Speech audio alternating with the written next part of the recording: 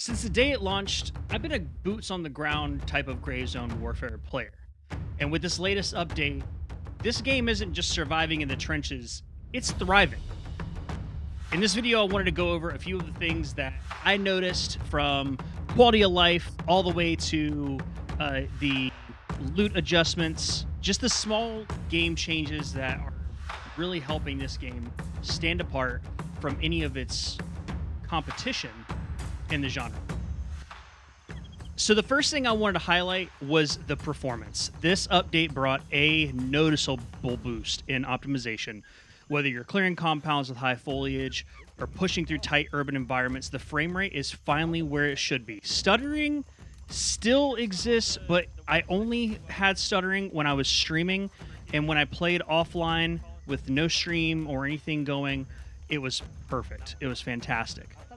The load times. That is another beautiful thing about them adding the cops, which is a faction territory that, as long as your faction has captured it, you can go into your inventory, turn in task items, you can go in and buy ammo, you can communicate with the vendors, get things. It's absolutely incredible. This is the foundation for this game's future. And the most beautiful aspect is that the devs didn't just push it out quietly.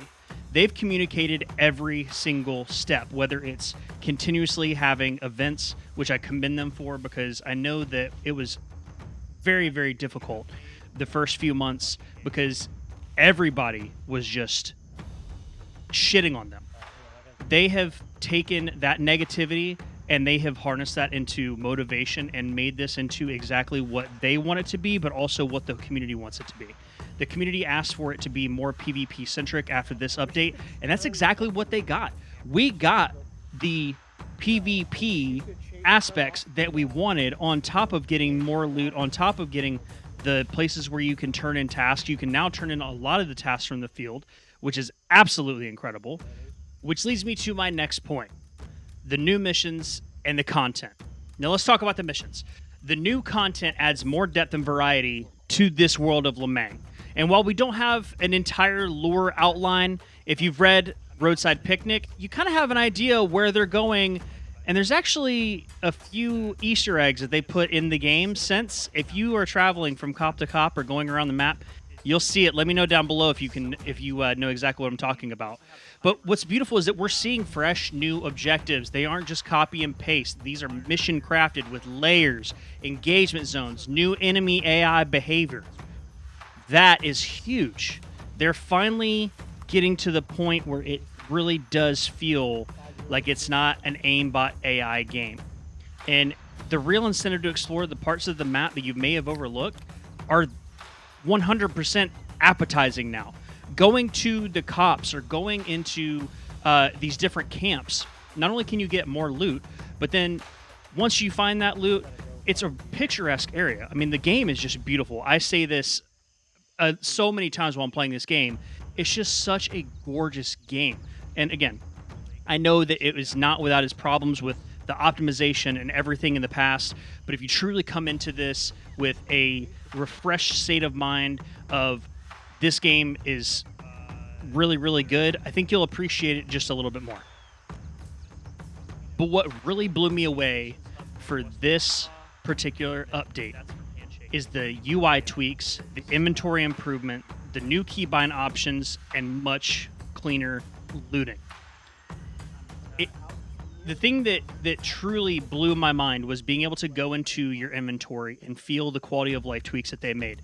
You can go into your inventory and you can now sort it, and it'll automatically sort it.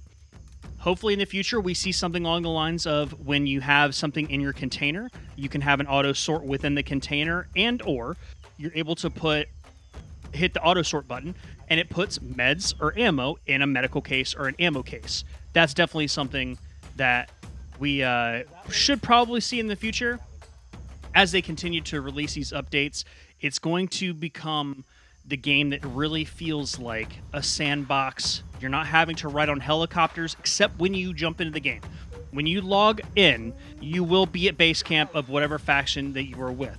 But you do not have to go back to base for anything. all you have to do is go to the cops, and you can turn in your task items. You can do all of that. If you die, you do end up going back to base, and then you have to fly back out. But the majority of the time, honestly, what really blew me away this patch, though, was the small things. You know, the quality of life tweaks that don't make headlines but completely change how the game feels, like inventory management, much smoother, UI readability, much sharper, stash sorting, hotkey reassignment, and smarter looting, all there.